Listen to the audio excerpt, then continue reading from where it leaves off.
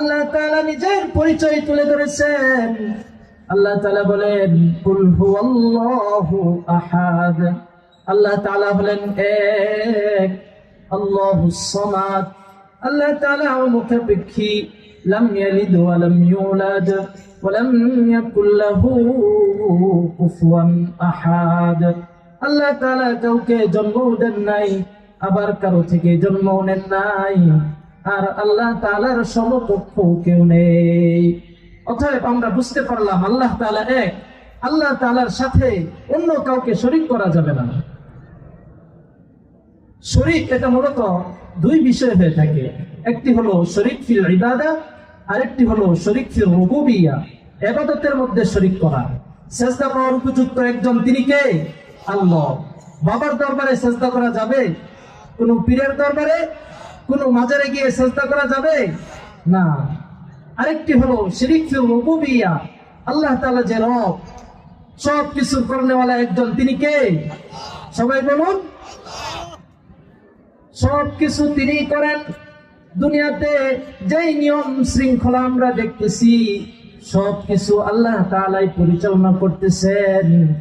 আল্লাহ তাআলা বলেন কুলিল্লাহুম্মা মালিকাল মুলকি তুতিল মুলকা মান তাশা ওয়া তানজিউল মুলকা মিম্মান তাশা ওয়া তুইজ্জু মান তাশা ওয়া তুযিল্লু মান তাশা।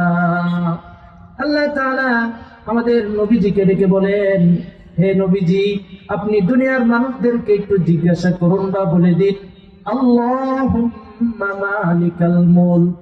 আল্লাহ তাআলাই হলেন রাজত্বের মালিক। রাজত্বের মালিক একজন, তিনি কে?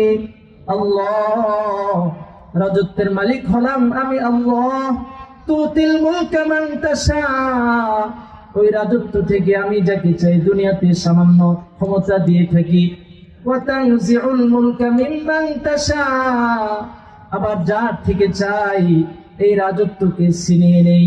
ওয়া তুইজ্জু মান তাশা ওয়া তুযিল্লু মান তাশা, আমি আল্লাহ তাআলা যাকে চাই তাকে সম্মান দান করি, আবার আমি আল্লাহ তাআলা যাকে চাই তাকে অপমানিত করি, অপদস্থ করি।